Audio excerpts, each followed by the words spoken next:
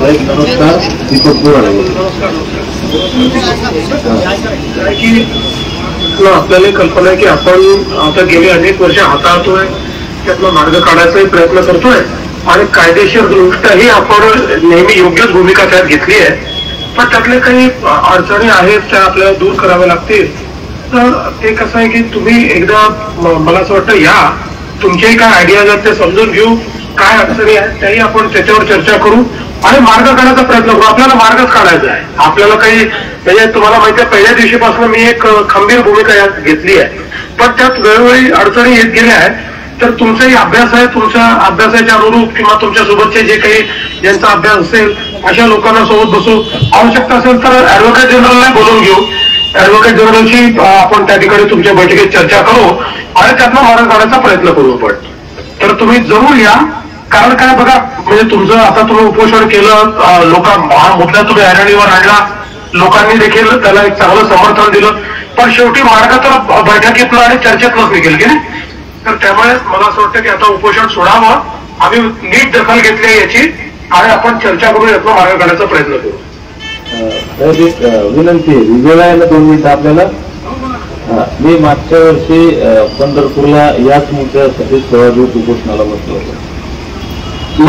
त्यावेळेस माननीय एकनाथ शिंदे साहेब मुख्यमंत्री होते आणि त्यावेळेस आता गिरीश भाऊ आले, आमच्या ताई आहेत, साहेब, अर्जुन भाऊ खोतकर, हे म्हणजे आम्हाला अधिकारानं बोलणारे माणसं आहेत. बरोबर. आता त्यावेळेस तसंच झालं. आता आम्हालाही माहिती आहे की मी आत्ता म्हणलं आत्ता जाण तुम्ही त्याला सोबत नाही.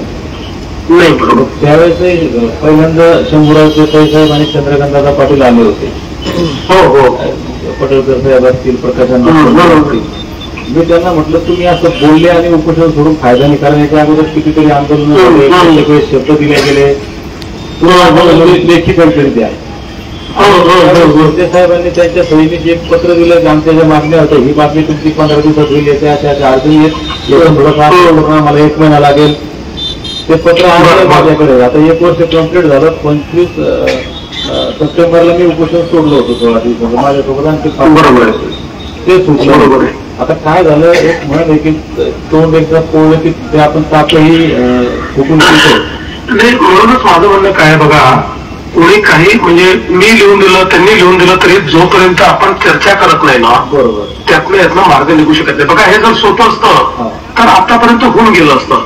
पण तुम्हाला माहितीये लोकांनी केसेस केल्या, कोर्टात केसेस झाल्या, आपण भूमिका मांडली, आपण त्याच्यामध्ये आपली बाजू घेतली, परत त्यात काही कोर्टाने अडचणी निर्माण केल्या. जुना एक अहवाल मागच्या सरकारने काय पाठवला तोही तुम्हाला माहिती आहे, त्याच्यामुळे काय अडचणी निर्माण झाल्या. तर आपल्याला बसून त्यातनं नीट स्ट्रॅटेजीनेच मार्ग काढावा लागेल. आता या इश्यूची फार टीस स्थापन केली होती नागपूरला, तेव्हापासून मी त्या आंदोलनात अडून बसलो होतो. टीस नाही पाहिजे, त्यातला मी एक स्ट्रॉंग कार्यकर्ता होतो, रस्ता अडवणारा. तर हा विषय वेगळा आहे. आपण मी याच्यामध्ये दुसरा पर्याय बोललो. आता साहेबांना त्यांना सांगितलं की जे 3% आम्हाला सेपरेट MTC म्हणून आहे, म्हणजे आदिवासी आपल्याला विरोध करतात, ते स्ट्रॉंग आहे. आता हा विषय झाला, त्याच्यात चर्चा न केली ती बघूया. आणि काही तुम्हाला होतच आणत नाही. तुमचं प्रेम धनगरांविषयी, धनगरांचं तुमचं प्रेम 2000 पासून 14 पासून आपण पाहता. ग्रामपंचायत पासून लोकसभेपर्यंत धनगर आपल्याला भर भरून देतात.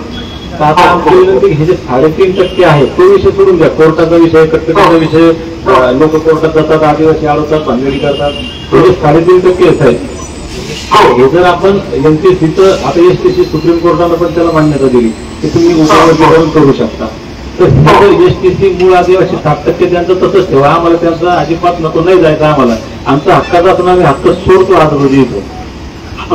त्यांना STA करा, आम्हाला STBC जे काय करायचं ते करा. नाही, प्रॉब्लेम तिथे तुम्हाला सांगतो काय येतोय. आपण मागच्याच हे सुचवलं होतं, आपण जे करणार होतो हेच करणार होतो.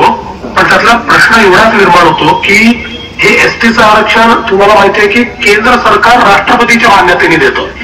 त्याकरता राज्य सरकारला अहवाल पाठवावा लागतो. तर तो जो अहवाल पहिला मागच्या सरकारने STत बसत नाही असा पाठवला, म्हणून आपण 30 तयार केलं. आणि मग 30 मध्ये त्यांनी अर्ध आपल्या बाजूने दिलं आणि अर्ध आपल्या विरोधात दिलं, त्याच्यामुळे ती अडचण झाली.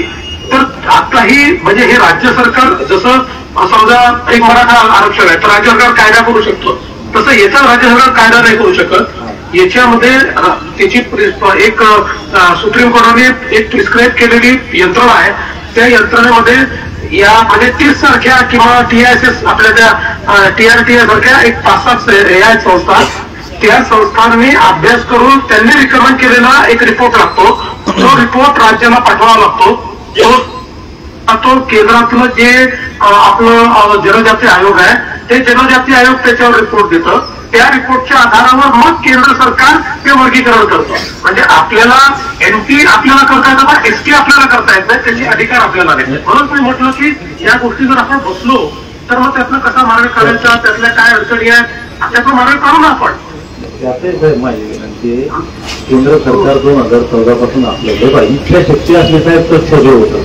म्हणजे मला आता ऐका ना, केंद्र सरकार ते हाती नाही.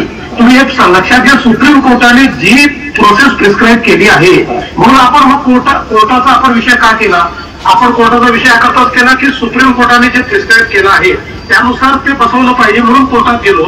आपण ती भूमिका मांडली. पण तुम्हाला ते शेवटच्या क्षणी आपल्या 2 संघटना दोघांचा त्या विवादामध्ये त्यांनी थोडासा प्रॉब्लेम तयार केला आणि आपल्या बाजूने असलेलं थोडं इकडे तिकडे झालं. पण काही हरकत नाही, अजूनही ते आपल्या हातून नाही गेलेलं.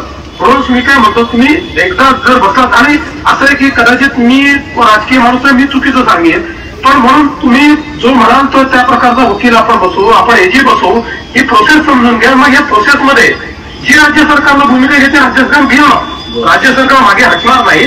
पण ती सगळी प्रोसेस केल्याशिवाय हे होऊ शकत नाही. म्हणजे मला कोणीही मोठ्या वकिलाने पटवून द्यावं की बिना प्रोसेसचं येऊ शकते तर मी ते करायला तयार आहे. पण ते नाही होऊ शकत, कारण हे संवैधानिक आरक्षण आहे. आपण जे मराठा आरक्षण वगैरे देतोय संवैधानिक नाही, हे स्टॅट्युटरी आहे, हे संवैधानिक आहे. SC आणि ST हे संवैधानिक आरक्षण आहे, त्यामुळे त्याची एक प्रोसेस वेगळी आहे. तुम्ही त्याला ST A म्हणा, B म्हणा, C म्हणा, काही केलं ते प्रोसेस तीच आहे, प्रोसेस वेगळी नाही आहे.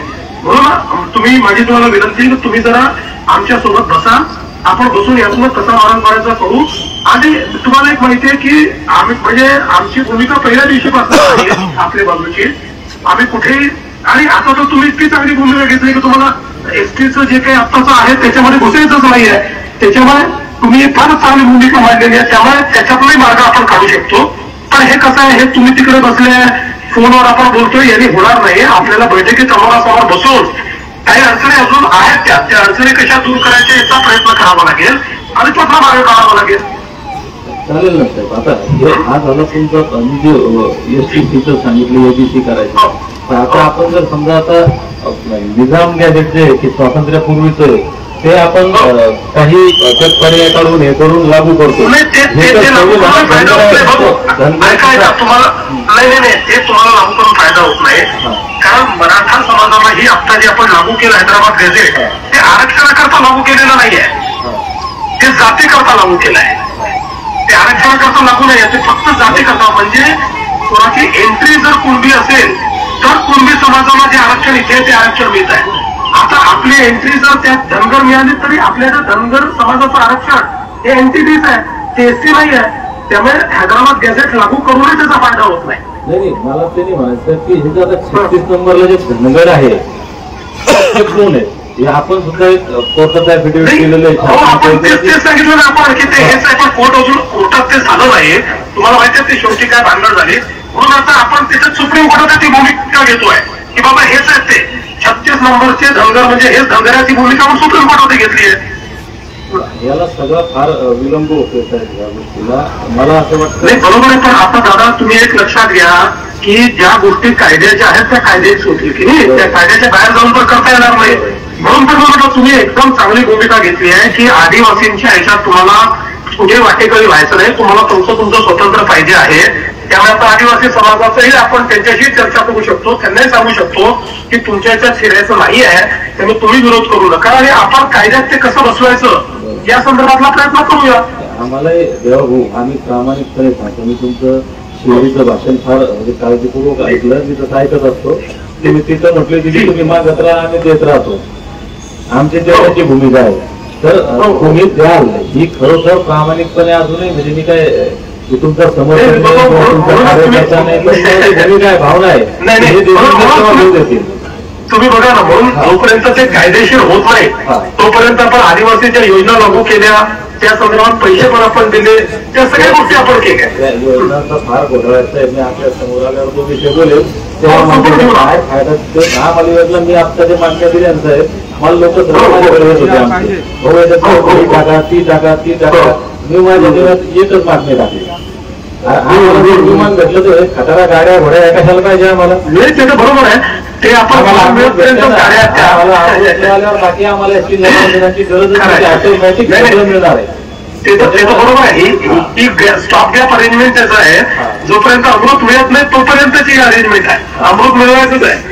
आता याच्यात एक पर्याय म्हणजे आता आपल्याशी चर्चा झाली सगळे मंडळी आपला आमच्याविषयी प्रेम आहे, आमच्या मनात आपल्याविषयी हे प्रामाणिकपणे कबूल करतो. जी हे बोलताना सुद्धा जनतेत बोलताना सुद्धा म्हणतो दिलं तर देवा बोलतील नाही तर परत गॅरंटी नाही. आणि काय करणार सांगतो तुम्ही नाही दिलं मी आपला गावगाव फिरणार लोकांना तुमच्या नावाला शिवाय म्हणणार हे आपल्याला दिलं बोललं यांना मतदान करू नका. आम्ही काँग्रेसला मतदान करणार, राष्ट्रवादीला करणार, सेनेला ते देखील जे मला गॅरंटी. त्याच्यामुळे आता मी प्रामाणिकपणे विनंती करतो की तुम्ही हे जे विषय हे मला तुम्ही सगळे लिखित द्या तुमच्या सहीनिशी. मी 16 दिवस उपोषण केलं पंढरपूरला. आता माझा 11वा दिवस आहे. अजून मला 5-7 दिवस तुझ्या साहेब काहीच होत नाही. मी तुम्हाला ऐका ना, याचे काही म्हणजे जी भूमिका आता मांडली ना ती लिहून मी तुम्हाला चर्चेला निमंत्रित करतो. आणि मी तुम्हाला एक सांगू का, शेवटी चर्चेने यातला मार्ग निघू शकेल. बाकी म्हणजे उपोषण तुम्ही आता करून उपोषण आपण कशा करता करतोय ऐरणीवर आणण्याकरता त्या ऐरणीवर आलेला आहे. त्यामुळे आता चर्चा करून त्यातला आपण मार्ग काढायचा प्रयत्न करू. मी पत्र तुम्हाला पाठवतो तशा प्रकारचं, तुम्ही त्या पत्राचा सन्मान करून चर्चेला या. तर आता आम्ही 1 तारखेचा एक तो चक्का जामचा आम्ही ते एक आवाहन केलेलं होतं. त्याच्या अगोदर आपण हे सगळं केलं तर उद्या पत्र पाठवतो. त्यामुळे आपल्याला आता या सगळ्या गोष्टी करायच्या नाही. मी तुम्हाला उद्या पत्र देतो. तुम्ही त्याच्या पत्राचा थोडासा आदर घेऊन आणि या संदर्भातली आपण चर्चे करता या. चालेल. ते पत्र तुम्ही ते म्हणजे मी जे मुद्दे सांगितलेले आहेत मला एक तर जे लिगली 36 नंबर आहे त्याच्याप्रमाणे जी आर आपण तसाही काढू शकतो साहेब जर काढायचा तर. नाही याचा जी आर काढायचा आपल्याला अधिकार नाही दादा. नाही आपण त्याच्यावर आपल्यावर लेखी आपल्याकडे एजीचा ओपिनियन आलाय की तसा जी आर नाही करतायत आपल्याला. तुम्ही त्या पद्धतीने मी याच्यावर काय कारवाई कराल किती दिवसात तुम्ही कशा पद्धतीने सोडवाल हे मला सविस्तर लिहून दिलं आपल्या सहीनं. आणि ते जर मला पटलं मी आता आज काय झालंय मी जरी आज आपल्याशी बोलत असलो म्हणजे दीपक बोराडे हा आता समोर चेहरा किंवा आवाज जरी असला तर आपण पाहिलं की आमच्या जालन्यामध्ये जितके लोक या ड्रोन मध्ये किंवा शहरात दिसले त्याच्यापेक्षा डबल लोक पोलिसांनी 10-20 किलोमीटर गाडी आणून ठेवले येऊन दिले नाही साहेब आतमध्ये. बरोबर आतमध्ये शहरात माणसांना जागाच नव्हती त्यांनी बाहेरच रोखले बाहेरच्या बाहेर निघून गेले. आपण या सगळ्या लोकांचा विश्वास म्हणा किंवा यांच्या नजरा माझ्याकडे तेव्हा म्हणूनच काय आहे की माझं मत तेच आहे की उपोषण धरणे आणि या सगळ्या गोष्टी या महत्वाच्या आहेत. पण यांनी प्रश्न सुटणार नाही. प्रश्न आम्हाला बसूनच सुटणार आहे. आपण पत्र द्याल ते माझ्या सहकार्यांसोबत चर्चा करतो आणि मग सगळ्यांना विश्वासात घेऊन कारण उद्या या मग मी त्याविषयी निर्णय घेतो. पण मला मी म्हणलो असतं खात्रीशीर असलं तर निर्णय 100% घेतो. काही अडचण नाही.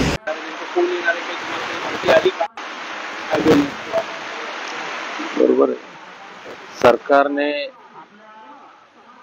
या आंदोलनाची दखल घ्यावी यासाठी मला माहिती तर दीपक बोराडेची दखल सरकार घेणार नाही. म्हणून 24 तारखेला आम्ही एका इशारा मोर्चाचं आयोजन केलं होतं आणि आपण सर्वांनी पाहिला या जिल्ह्यातील ऐतिहासिक सर्व गर्दींचे उच्चांक मोडणारा अतिविराट असा हा ऐतिहासिक मोर्चा झाला. या राज्याच्या इतिहासात सुद्धा धनगर जमातीच्या आंदोलनातला अतिभव्य जनसमुदाय जमला होता आणि निश्चितच महाराष्ट्राच्या कानाकोपऱ्यातून आलेल्या या सर्व मल्हार मावळ्यांची जागृती त्यांचा उद्रेक या ठिकाणी सरकारने पाहिला. आणि काल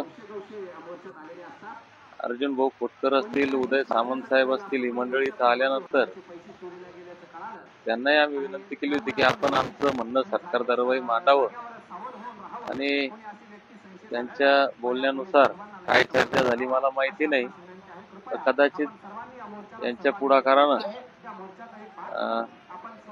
पालकमंत्री नामदार पंकजाताई, नामदार गिरीश भाऊ महाजन आणि या जिल्ह्याचे माजी मंत्री अर्जुन भाऊ खोतकर साहेब आणि यांच्या सोबत आणखी काही येणारे असल्याचे मंडळी येणार आहेत अशी माहिती मला मिळाली. मी आपल्या माध्यमातून सरकारला विनंती करेन की जे संविधानात आहे, जे देवाभाऊंनी सुद्धा मान्य केलंय देण्याचं 2014ला, तर या संविधानिक अधिकाराची अंमलबजावणी करून देवाभाऊंनी दिलेला शब्द पाळावा. सोबतच आता चर्चा होईल त्यावेळेस मी सांगेल, परंतु आमच्या या मागणीमुळं आदिवासी समाजाचा कुठेही उद्रेक होण्याचं किंवा त्यांना काही त्रास होण्याचा अजिबात नाही. म्हणून सरकारने या गोष्टीकडे अत्यंत सकारात्मकपणे पाहून हा शेवटचा लढा आहे, या पद्धतीनं शेवटच्या लढ्याला न्याय द्यावा. आम्ही भांडलो, आमचा बाप भांडला, आमचा आज्या भांडला, आमच्या 3-3, 4-4 पिढ्या या संघर्षात गेल्या. आमची विनंती आहे मायबाप सरकारला की आमच्या येणाऱ्या पिढीला सुद्धा हा संघर्ष देऊ नका. माझ्यासारख्या शेकडो बांधवांनी उपोषण केलं, हजारो बांधवांवर आमच्या गुन्हे दाखल, हजारो आंदोलनं झाली, समाजाचा वेळ वाया जातो, पैसा खर्ची पडतो, हे फायद्याचं नाही. त्याच्यामुळं शासनाने आता अंत न पाहता त्वरित या संविधानिक अधिकाराची अंमलबजावणी करून आम्हाला न्याय द्यावा ही विनंती. बोललो ना मी, पालकमंत्री पंकजाताई, नामदार गिरीश भाऊ महाजन, या जिल्ह्याचे माजी मंत्री अर्जुन भाऊ खोतकर, ही मंडळी येणार आहे. त्यांच्यासोबत आणखी कोणी येणार असेल सांगता नाही येत. मी बोललो ना, तेच बोललो ना, दीपक बोराडेची सरकार दखल घेतली नाही, कारण दीपक बोराडे तितका महत्वाचा, तितका मोठा नाही आणि सरकारलाही वाटला नाही. परंतु दीपक बोराडेच्या रूपानं या महाराष्ट्रातील 2.5-3 कोटी धनगर आक्रोश करतोय आणि हा धनगर समाज आमच्या विरोधात जाऊ शकतो ही भीती कदाचित सरकारला वाटली असावी किंवा इतक्या लोकांचा आवाज त्यांच्यापर्यंत पोहोचला असावा, म्हणून सरकार चर्चेसाठी येते ना.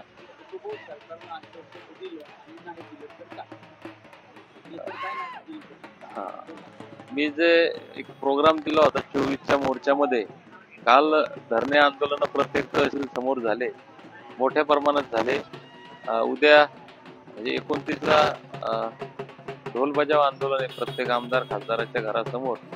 आणि तरी सरकारने जर आमच्या बाबत सकारात्मक विचार केला नाही तर 1 तारखेला चक्काजाम आंदोलन या ठिकाणी राज्यभरात ठेवलंय. आणि 1 तारखेपर्यंत जरी सरकार या ठिकाणी मानलं नाही तर 2 तारखेला दसऱ्याच्या दिवशी या ठिकाणी आमच्या या पवित्र भूमीमध्ये या आंदोलन स्थळी आम्ही आमच्या समाजाचा दसरा मेळावा बोलू आणि मग सर्वांशी विचार विनिमय करून पुढची या उपोषणाची दिशा, पुढील काय जे दिशा ठरवायच्यात त्या 2 तारखेला आम्ही ठरवू. हा आता उपोषणाचाच दसरा मेळावा होणार आहे 2 तारखेला. ते आता 2 तारखेला सांगूयात. पुढच्या सगळ्या ज्या आमच्या योजना आहेत, मी या युद्धामध्ये उतरत असताना सगळी युद्ध सज्जता करून काय काय याच्यामध्ये लागतं, काय काय रणनीती आखावी लागेल, त्या सर्व प्लॅनिंगनं उतरलेलो आहे. त्याच्यामुळे सरकारला विनंती आहे, कृपया मला हलक्यात घेतलं. आता 24 तारखेला तुम्ही पाहिलंय, धनगर जमातीला हलक्यात घेऊ नका. शांततेनं, संविधानिक मार्गानं याच्यामध्ये कायमचा तोडगा निघतो, ज्यामुळं धनगर जमातीवरील 75 वर्षाचा अन्याय तर दूर होईलच, आदिवासींनाही काही त्रास होणार नाही. त्याच्यामुळे आता खूप झालं. देवा भाऊ, तुम्ही दिलेला शब्द पाळावा. म्हणजे विराट आणि इशारा महामोर्चामध्ये जालना नगरीमध्ये सहर्ष स्वागत आहे. खरंच आज महाराष्ट्रातल्या वाड्या वस्त्यावरला धनगर बांधव या जालना नगरीमध्ये दाखल झालेला आहे. सर्व समाज बांधवांच्या चरणावरती माता आज जागा झालेला आहे.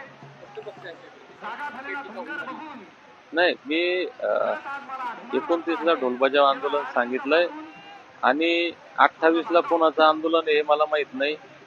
2 तारखेला दसरा मेळावा आहे हे आता मला माहित झालं की बीडला ओबीसीची काहीतरी सभा आहे, परंतु माझ्या डोक्यात तसं काहीच नाहीये कुठल्या प्रकारचं. आणि तो दसरा मेळावा आहे 2.5-3 कोटी धनगर समाज आहे. ओबीसी पण आपण म्हणतो 5-7-8 कोटी धनगर ओबीसी समाज आहे. ते काय सगळे तिकडे जात नसतात, सगळे इकडे जात नसतात. म्हणजे बीडला जाऊन जाऊन किती लोक जातील? 1 लाख, 2 लाख, 5 लाख, 10 लाख. उरलेले 5 कोटी लोक कुठं जाणार आहे?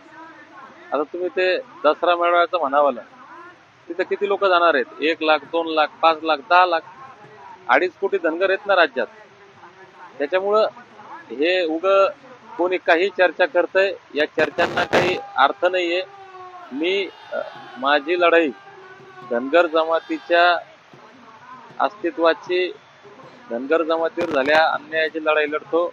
याच्यामध्ये कसल्याच प्रकारचं किंतु परंतु नाही. परंतु तुम्ही म्हणताय ते खरं आहे, काही लोक याच्यात किंतु परंतु आणतात, ते आणतील. मी त्यांच्याकडे दुर्लक्ष करतो आणि माझी लढाई माझ्या लढाईवर फोकस करतो.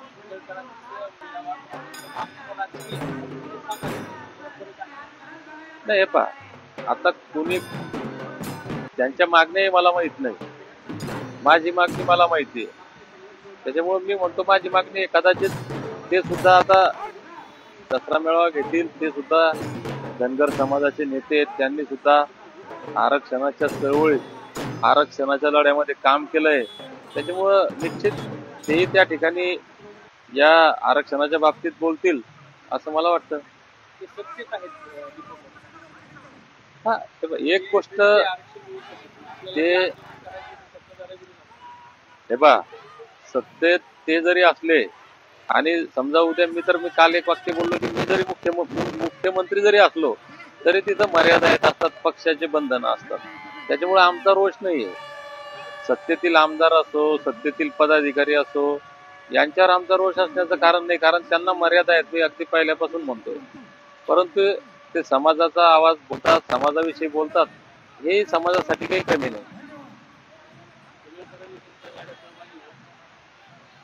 आता ते सहभागी आहेतच, फक्त ते कोणत्या रूपानं सहभागी होतात हा विषय वेगळा असतो. कारण तुम्ही ज्या बरोबर म्हणाले सत्तेचा, पक्षाचा परिणाम होतो, तर या लढ्यामध्ये मी तरी आता असं मानतो की महाराष्ट्रातला एकूण एक धनगर, प्रत्येक पक्षाचा नेता, मग तो सत्ताधारी पक्षातला असो की विरोधी पक्षातला, हे सगळे नेते मंडळी, महाराष्ट्रातील सगळे जमात बांधव या लढ्यामध्ये 100% सहभागी आहेत, यात काही शंका नाही.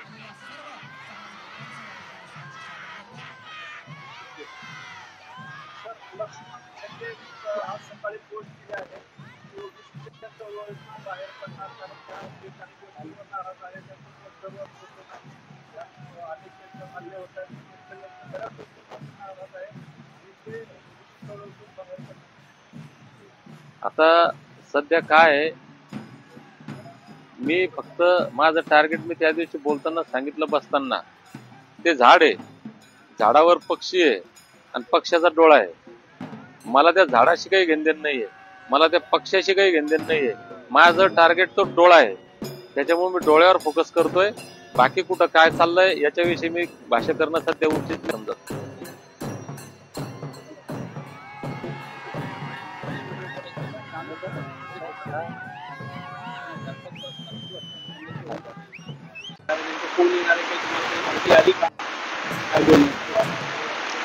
बरोबर आहे. सरकारने या आंदोलनाची दखल घ्यावी यासाठी मला माहिती तर दीपक बोराडेची दखल सरकार घेणार नाही. म्हणून 24 तारखेला आम्ही एका इशारा मोर्चाचं आयोजन केलं होतं आणि आपण सर्वांनी पाहिला या जिल्ह्यातील ऐतिहासिक सर्व गर्दींचे उच्चांक मोडणारा अतिविराट असा हा ऐतिहासिक मोर्चा झाला. राज्याच्या इतिहासात सुद्धा धनगर जमातीच्या आंदोलनातला अतिभव्य जनसमुदाय जमला होता आणि निश्चितच महाराष्ट्राच्या कानाकोपऱ्यातून आलेल्या या सर्व मल्हार मावळ्यांची जागृती, त्यांचा उद्रेक या ठिकाणी सरकारने पाहिला. आणि काल अर्जुन भाऊ खोतकर असतील, उदय सामंत साहेब असतील, ही मंडळी इथं आल्यानंतर त्यांनाही आम्ही विनंती केली होती की आपण आमचं म्हणणं सरकार दरबारी मांडावं. आणि त्यांच्या बोलण्यानुसार काय चर्चा झाली मला माहिती नाही, पण कदाचित यांच्या पुढाकारानं पालकमंत्री नामदार पंकजाताई, नामदार गिरीश भाऊ महाजन आणि या जिल्ह्याचे माजी मंत्री अर्जुन भाऊ खोतकर साहेब आणि यांच्या सोबत आणखी काही येणारे असतील असे मंडळी येणार आहेत अशी माहिती मला मिळाली.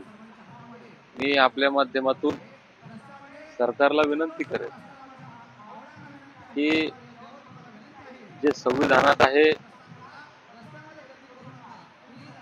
जे देवाभाऊंनी सुद्धा मान्य केलंय देण्याचं 2014ला, तर या संविधानिक अधिकाराची अंमलबजावणी करून देवाभाऊंनी दिलेला शब्द पाळावा. सोबतच आता चर्चा होईल त्यावेळेस मी सांगेल, परंतु आमच्या या मागणीमुळं आदिवासी समाजाचा कुठेही उद्रेक होण्याचं किंवा त्यांना काही त्रास होण्याचं अजिबात नाही.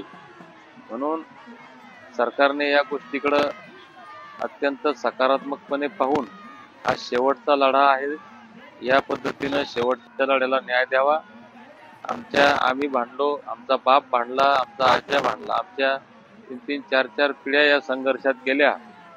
आमची विनंती आहे मायबाप सरकारला की आमच्या येणाऱ्या पिढीला सुद्धा हा संघर्ष देऊ नका. माझ्यासारख्या शेकडो बांधवांनी उपोषण केलं, हजारो बांधवांवर आमच्या गुन्हे दाखल, हजारो आंदोलनं झाली. समाजाचा वेळ वाया जातो, पैसा खर्ची पडतो, हे फायद्याचं नाही. त्याच्यामुळं शासनाने आता अंत न पाहता त्वरित या संविधानिक अधिकाराची अंमलबजावणी करून आम्हाला न्याय द्यावा ही विनंती. बोललो ना मी, पालकमंत्री पंकजाताई, नामदार गिरीश भाऊ महाजन, या जिल्ह्याचे माजी मंत्री अर्जुन भाऊ खोतकर, ही मंडळी येणार आहे. त्यांच्यासोबत आणखी कोण येणार असेल सांगता नाही. मी बोललो ना, तेच बोललो ना, दीपक बोराडेची सरकार दखल घेतली नाही, कारण दीपक बोराडे तितका महत्वाचा, तितका मोठा नाही आणि सरकारलाही वाटला नाही. परंतु दीपक बोराडेच्या रूपानं या महाराष्ट्रातील 2.5-3 कोटी धनगर आक्रोश करतोय आणि हा धनगर समाज आमच्या विरोधात जाऊ शकतो ही भीती कदाचित सरकारला वाटली असावी किंवा इतक्या लोकांचा आवाज त्यांच्यापर्यंत पोहोचला असावा, म्हणून सरकार चर्चेसाठी येते ना.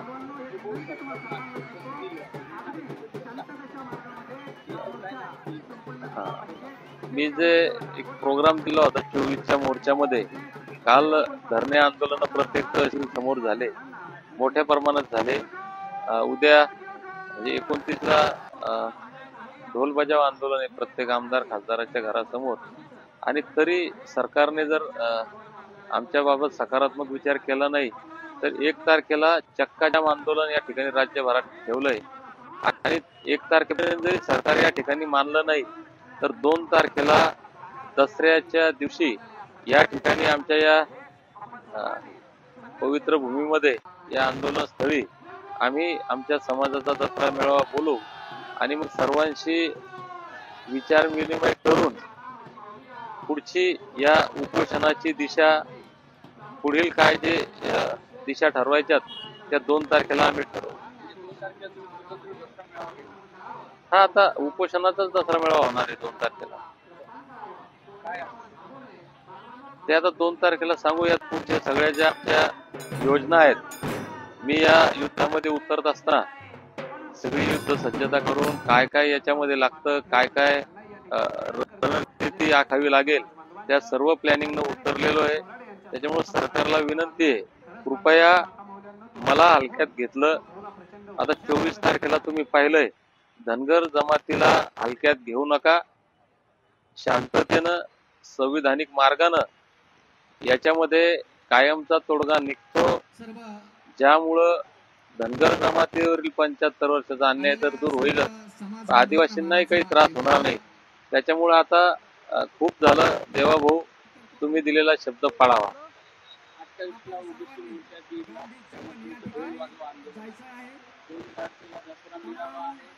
धनगर समाज या ठिकाणी आज आलेला आहे. अजूनही आपल्याला तिकडे येताना समाज बांधव दिसतो आहे. सर्व समाज बांधवांनी नाही, मी 29ला ढोलबजाव आंदोलन सांगितलंय आणि 28ला कोणाचं आंदोलन हे मला माहित नाही. 2 तारखेला दसरा मेळावा आहे. हे आता मला माहित झालं की बीडला ओबीसीची काहीतरी सभा आहे, परंतु माझ्या डोक्यात तसं काहीच नाहीये कुठल्या प्रकारचं. आणि तो दसरा मेळावा आहे, 2.5-3 कोटी धनगर समाज आहे.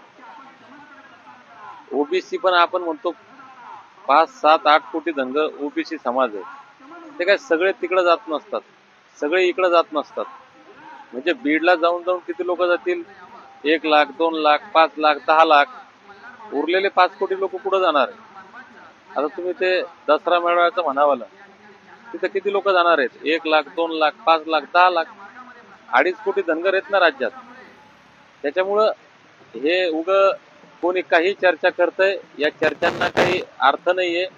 मी माझी लढाई धनगर जमातीच्या अस्तित्वाची, धनगर जमातीवर झाल्या अन्यायाची लढाई लढतो. याच्यामध्ये कसल्याच प्रकारचं किंतु परंतु नाही. परंतु तुम्ही म्हणताय ते खरं आहे, काही लोक याच्यात किंतु परंतु आणतात, ते आणतील. मी त्यांच्याकडे दुर्लक्ष करतो आणि माझी लढाई माझ्या लढाईवर फोकस करतो.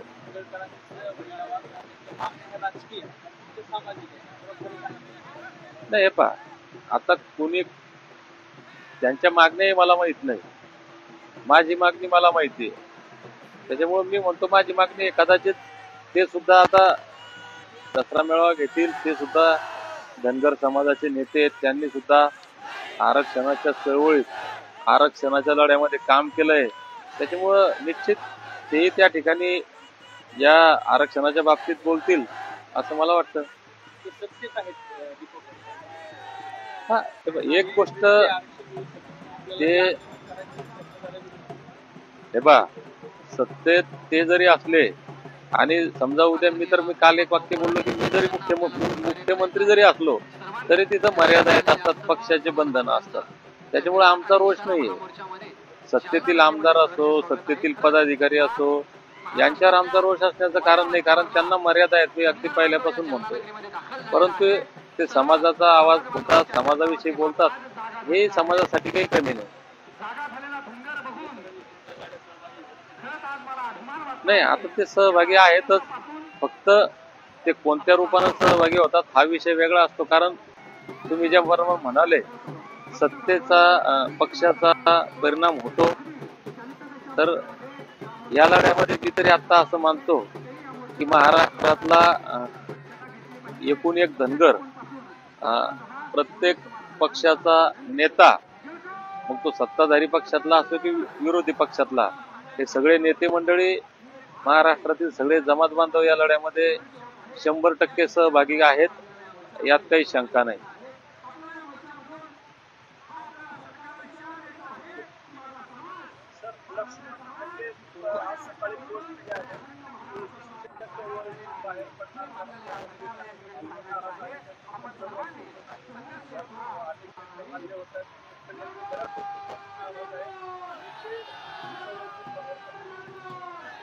आता सध्या काय आहे, मी फक्त माझं टार्गेट मी त्या दिवशी बोलताना सांगितलं बसताना, ते झाड आहे, झाडावर पक्षी आहे आणि पक्षाचा डोळा आहे.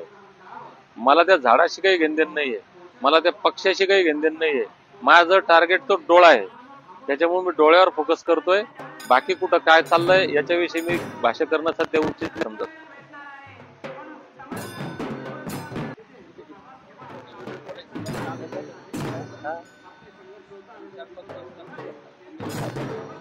चार ताई